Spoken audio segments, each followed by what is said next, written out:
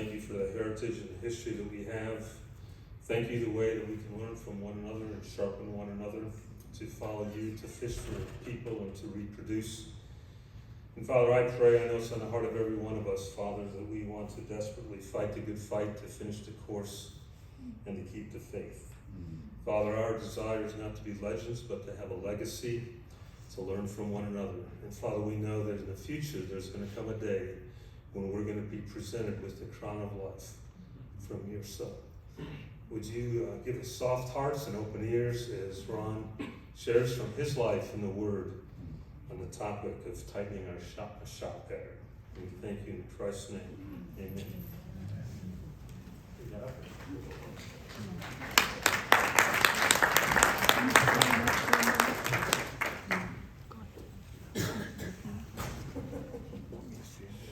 All right. One of my observations as an outsider that I've confirmed now as an insider to the senior demographics is that there are two questions that it's really easy to get senior people to talk about. There are two issues. The first is their health, and the second is their grandkids. Most of us carry pictures, not of our kids, but our grandkids. We're staying with Bill and Sue Tell while we're here, and we came down the first morning. I looked at the refrigerator in their kitchen, and guess what was plastered on the door of the refrigerator? You got it, grandkids. However, there was one picture of their son, Jeff. The only reason he was there, he was holding a grandkid. When I talk to granddads, most granddads can tell me how many grandkids and their names. When I talk to grandmas, they not only tell me that, they can tell me their birthdays, how old they are, and probably something interesting that's happened recently. There's something special about grandkids, and it's kind of interesting to me to reflect on why is it that grandkids brings us joy, fulfillment, completion, and we just love to talk about them. I think part of the reason is it goes back to Genesis, when God said our role is to be fruitful and multiply. And somehow with the existence of grandkids, we kind of sense that is happening. So the Apostle John takes that idea, and in 3 John, he says, I have no greater joy than to hear that my children walk in truth. I think if John had lived longer and could have written 4 John, he would have said, I have a greater joy than my greater joy, and that is that my grandchildren walk in truth. The Old Testament model of 2 Timothy 2:2, I think, is found in Psalm 78, familiar to most of us.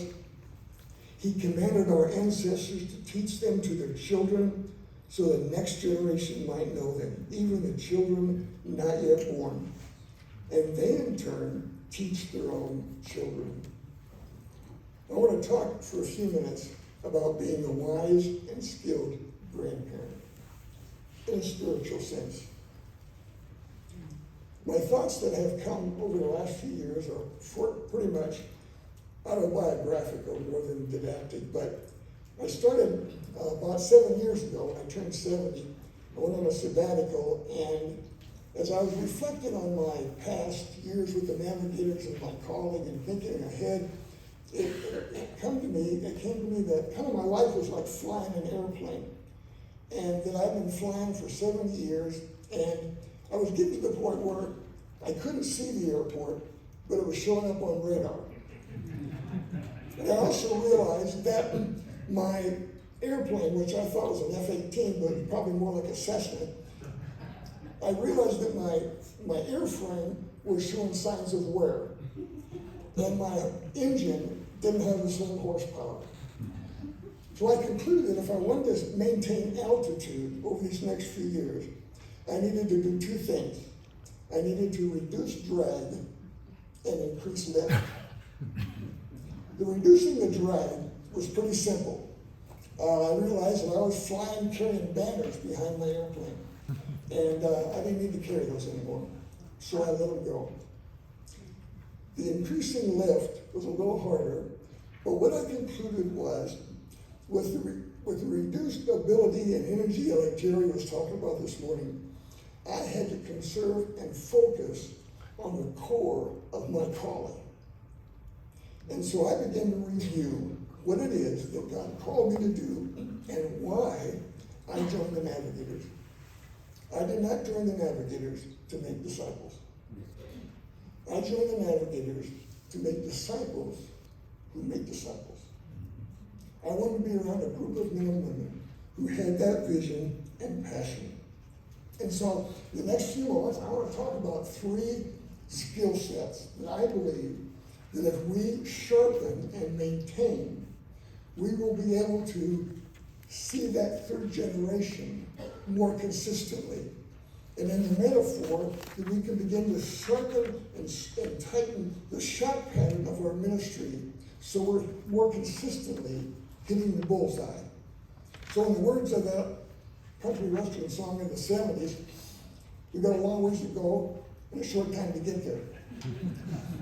So let me start with the first one. I think one of the first things we need to do is to sharpen the clarity of our aim continually. And the reason is because people change and vision leaks. There's 2 things that will help us do that. One is we need to look at the target in perspective. I'd like to suggest that the kingdom target, the mission, the calling that Jesus gives us as adopted children, not only do we get his benefits, but we inherit the family business. And the family business is to expand the kingdom. So I'm going to let that represent the target in general. And I would suggest that the outer circle of our target of the Great Commission is to serve others. It's the Matthew 5:16. Let your light so shine that they may see your good works, glorify your Father in heaven. There's a lot of things we can do to minister to people and to serve them and out of love.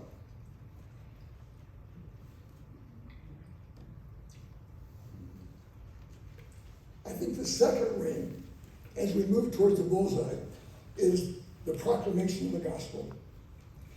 The gospel will never be deduced from our service. People will never deduce the gospel from creation, because the gospel is a message.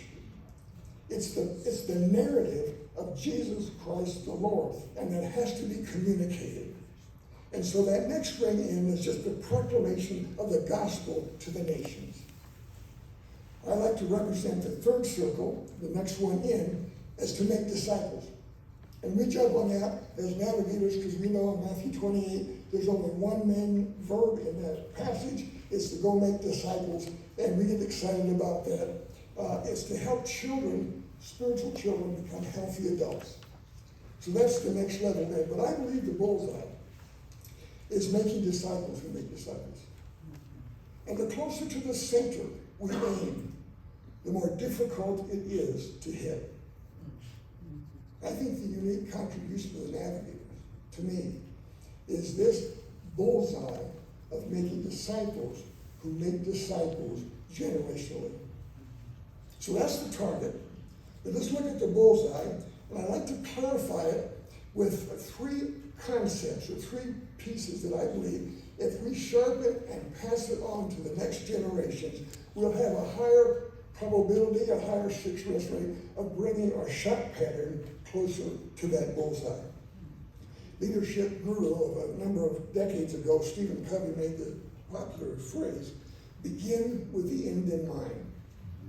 A generational bullseye always looks to the second generation, to the third.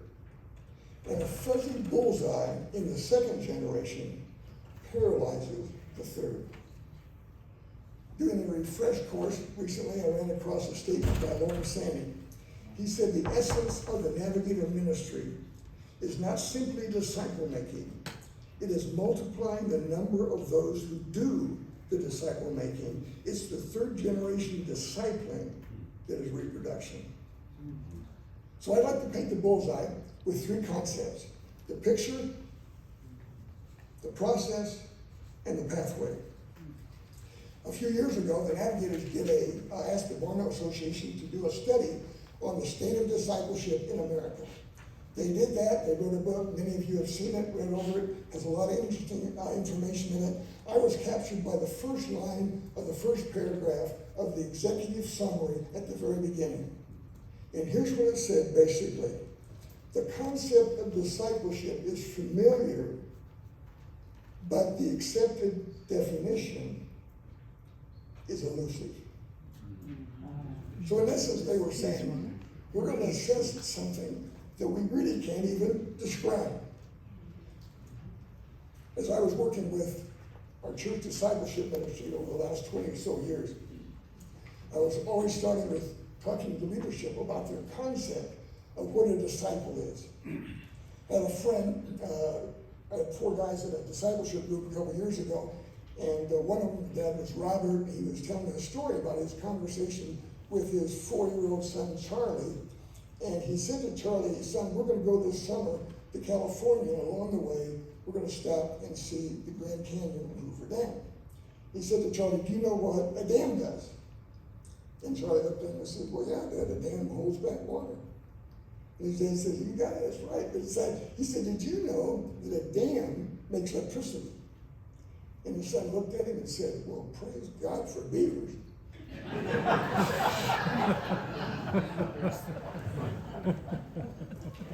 I think the picture that most people have of discipleship is not only fuzzy, it's grossly inadequate. I think our picture tends to be more of a beaver dam. And I think Jesus thought of it as Hoover Dam. In my talking and consulting with churches over the years, I found 2 familiar pictures of a disciple. One of them is that of a learner or a student. When I'd ask pastors, describe for me your mission statement, most of them would give me something that had to do with discipleship. I'd say, so what is a disciple? And the clearest one I get would be, they're a student, okay? And we know where we get that from. We get it from the Greek. The Mathetes is the Greek word, and that means student, and so that's what we call it. The problem with that is, Jesus was not a Greek. He was a Hebrew. So our question should be, what did a disciple look like in Jesus' mind, not in a Greek mind? And I think we get a picture of that in Luke 6:40, when Jesus said, a disciple, when they are fully trained, will not only think like their teacher, they will be like their teacher in every way possible. So when we describe a disciple as a learner or a student, I think it's kind of like describing the sun as a big round ball in the sky. It's certainly true, and it probably works for kindergartners, but certainly is inadequate for people who are studying astronomy. The second response I get, well, what is a disciple generally, is whatever. It's whatever I'm doing must be discipleship. Whatever I am must be a disciple. And so I get church leaders who say, my preaching is discipleship, it's all discipleship. And so it's kind of a whatever. Dr. Robert Lewis, who is the man behind Men's Fraternity, Quest for Authentic Manhood. He made the statement to Larry and I recently, you cannot build what you cannot destroy. So what is a disciple? When I turned 70 and was doing the sabbatical, I decided that I needed a hobby. I wanted a hobby that I could do when the weather was bad and I couldn't play golf anymore. And so when we've been traveling over the years, we'd go into stores, gift stores, and I'd always admired these decorative ducks that somebody had made. And so the thought came to me, I think I'd like to carve ducks. And I do that indoors. I could do it for a long time. And so I decided and got permission from Mary. So I built a little shop down in part of our storage room. And I built a bench and I got the lights up and brought my table saw down and got it all set up, and then I went down to a store in Kansas City called Woodcrafters, and you can guess by the name what's in there. And so I walked into the store and I found the wall with all the carving tools. And I was over there looking at the tools, and a gentleman came over, a salesman, and he said, "Can I help you?" And I said, "I don't know." I said, "I'd like to learn to be a duck carver." He said, "Well, you came to the right place." He said, "I'm a duck carver." I said, "Really?" I said, "You're not just a salesman?" He goes, "No, I'm a duck carver." I go, "Come on, how many ducks have you carved?" He said, "Oh, probably 100. I said, "Okay, you're a duck carver." So what do? How do I get started? So he showed me that, he said, "Here's some tools to use, and if you're going to start out, and if you like it, you can get better tools. And here's the wood you need." And so I left, with a big bag and less money. And I get home, I lay it all out on my bench, and I pretty excited about starting to carve a duck. And then I realized that he had forgot to ask me a question. And the question is, do you know what a duck looks like? If he'd asked me that question, I would have said, "Sure, I know a duck. I know a difference between a duck and a dog. And I know a duck has a bill, not a beak, and I know a duck has webbed feet and not toes. And I could probably pick a duck out of a magazine. I know the difference between a duck and a goose, But when you sit down and carve a duck, it's a whole different game. And I realized I didn't know what a duck looks like. That changed my ministry, because I thought in terms of, do I know what a disciple looks like, and can I describe it well enough to help carve one so that it looks authentically like a real duck? So I began to wrestle with my picture and try to clarify what that picture would look like. And on the right-hand side of your handout, you have my current edition of how I describe and define a disciple. Every word in there is a background. It is important. My definition is the disciple is an apprentice of Jesus Christ in his kingdom. So a couple of years ago, a man came to me. His name is Cliff. He said, would you disciple me? He said, I'd like to go deeper in my spiritual life. And I said, well, let's meet. We'll talk about it. And so I said, so what brought this on? He said, well, a guy that you discipled a number of years ago is now discipling my high school son, and I don't want to get left behind. So would you help me go deeper? And I said, well, I don't know. I said, well, we'll talk about it. So I met with Cliff, and I took 3 things with me. I took my definition, my description, and the wheel. And I sat down with Cliff, and I said, let me tell you what I do. I help create this kind of a picture in the life of a man. And I went through each of the components, and I said, in order to implement this description and this definition, I find this illustration of the wheel gives me a pretty good handle. So I said, this is what I do, and if you want that, then I'm your man. Cliff said, I want it. I said, okay, but here's the other thing. It'll take 2 years. So Cliff and I started to meet in the last 2 years. This spring, and we are 2 years. So at the end of the 2 years, I invited Cliff and his wife to come join us for a barbecue with Mary. And the other couple that's been discipling his son, we had a dinner together. And at the end of the dinner, I presented Cliff with a little token. And it's a token that Larry and I have had made up. And the military uses this a lot. But on this token, on the one side are the 3 pursuits of a disciple. He'll reflect and to share Christ. On the other side is the wheel. And I gave it to Cliff, and I said, I want you to put this on your dresser, on your sink, someplace that you'll see it every day. Because I said, this is the journey that we're on. We spent 2 years pursuing this. This is the pathway for the rest of your life. And not only for you to become this kind of person, but to pass it on to somebody else. To create a clear picture of what it is we are becoming. So we need not only a clear picture, we need to pass on a clear process. We recognize that maturity takes time, and we go through stages. The Apostle Paul referred to this in 1 Corinthians 3 when he said, I'm a skilled master builder. I laid a foundation, others are building on it. So the maturity process, becoming a disciple who makes disciples, is a process.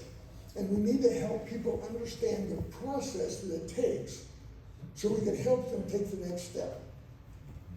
When I went to Iowa State University to become an aerospace engineer, I sat down with a counselor, and he looked at my application. He says, "So you want to be an aerospace engineer?" I said, "I do." And now can you imagine this scene, that the counselor would say, "Well, Ron, we like that because that brings in money to the university." And but he said, "We got 500 courses here at the university. You just pick some to take, and you do that for 4 years, and we'll give you a degree in aerospace engineering, and you can go out and design airplanes." No, he said, we have a process here, and we have 101 courses, and we have 201, 301, and we have physics we start with, and we move on. And he said, "By the way, your scores are not high enough to start in calculus, so you're going to have to take some remedial trigonometry so you can get caught up. But by the end of your 4 years, if you follow this process, you'll have a BS degree in aerospace engineering." I'm glad they do that with designing airplanes. I'm glad my doctor went through a process. I'm glad the person that cuts my hair went through that process. But we know that it takes not only a clear picture, but a process to help us get there. Otherwise, we are simply floating around in our little spiritual raft, hoping that somehow we'll get there wherever there is. So the third thing is we need to pass on a clear pathway that complements the process. Once we identify the process, we need to fill that in with the tools and the resources that will help people take their next step. The comment, "one size fits all," works really well for socks, but it's really poor for disciple making. And oftentimes what we do is we just put people into groups rather than recognizing they're in a process, and we need different tools to help them move through the different stages. I evaluate my tools and resources based on 2 factors. One is, does it help me produce the picture of a disciple? Secondly, is the tool designed so that it's pass-onable? That was a comment, that was a statement we used to say a lot in the early days when I was around the navigators. Whenever we were using, we'd say, "What is it? Pass-onable."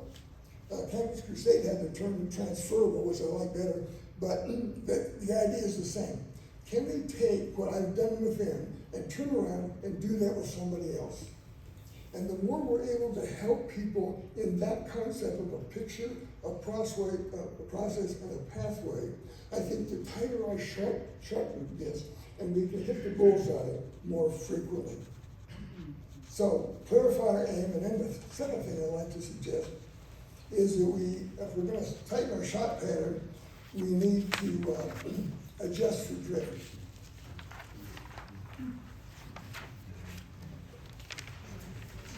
Every archer or marksman knows that the longer the shot, the more impact that gravity and wind have on accuracy. Spiritual generations is a long shot. And as we make that shot, we can be guaranteed that gravity and wind will affect the trajectory of our shot. So you can think in your own experience what some of those forces would be. I would suggest that gravity is a constant force on our shot pattern. It's just a given. And I think there are some gravity factors that we need to recognize if we're going to hit the bullseye in our ministry of making disciples. The one gravity factor that I've identified for me is it's the issue of other people's agenda. I find that everybody has something they're after, and they're trying to recruit me to do it. When I had a training center at Iowa State, every fall, I can guarantee that the Campus Crusade director would come to me and say, "Ron, would you like to partner with us? Because we've got this big deal we're putting on. We've got Josh McDowell coming or whoever coming, and we want you to help. Would you help us?" And partner, help us put on our event. And I have to say to them, you know, actually that's a great idea, and I really hope it goes well. But I said, I already got my target. And so I can't do that because I'm already locked in on what I want to do. When I was with the church ministry in the national team, we would get people coming to the CDM wanting us to buy into their widget or sell their widget or do their whatever. And I had a national known men's ministry guy, and he contacted CDM, and they asked me if I'd contact him, and I did. And I said, so what's your idea? He goes, well, I'd like to suggest a partnership. And we go, okay. And he said, I've got this widget that I'm making, and I'd like you to help me make it. And then after we make it, would you promote it through the navigators? And I said, I got to tell you something. I said, why don't you build your widget and use it for the next 5 years? And if it produces disciples who make disciples, I'm interested. But I'm not doing men's ministry. I'm making disciples who make disciples among men. That's my target. So we have the gravity factors, and then we have wind factors. And I think one of the wind factors to me is what Jerry and Nora mentioned this morning is discouragement. I think oftentimes when we look at our shot pattern, it looks so wide, and there's so few in the bullseye that we can get discouraged. And we tend, when we get discouraged, then to begin to do what more people like, what's easier to do. I mean, it's easy to get people in Bible studies because we just get more buy-in with that. And so if we don't deal with that discouragement factor, we'll do more what people want rather than what people need. Jesus said the laborers are going to be few. And we got to deal with the reality that we are after a certain kind of labor, and those laborers will be few. I find encouragement in the Apostle Paul in 2 Corinthians. We know Paul was a successful minister. A minister started the Christian movement throughout the Roman Empire and built all these churches. But there's a little insight in 2 Timothy 2 in chapter 1, verse 15. Paul says this to Timothy, you are aware that all those who are in Asia turned away from me. Now, I don't know that was probably a pretty big statement, but he goes on to say, well, there's a couple guys that, and Timothy, you made it, and there's Titus, Epaphroditus. But I think what Paul was saying was, I've spent a lot of effort, I've done a lot of stuff, there's only a few guys that really get it. And sometimes when we look at that reality, there's so few people that really are locked into the bullseye, we can get discouraged and maybe compromise. And so my principle out of that is, don't let results change your aim. Stick to aiming at the bullseye. I've got one more, we'll do it real quick on your handout. The third skill set, if we want to see that third generation, is we have to minister to people in such a way that we're touching their heart. The heart is a complex idea. In the Bible, it's used as a physical organ. It's also used to mean the center or core. But the other part of the use of the term heart is that the Bible talks about the heart thinking, the heart feeling, and the heart acting.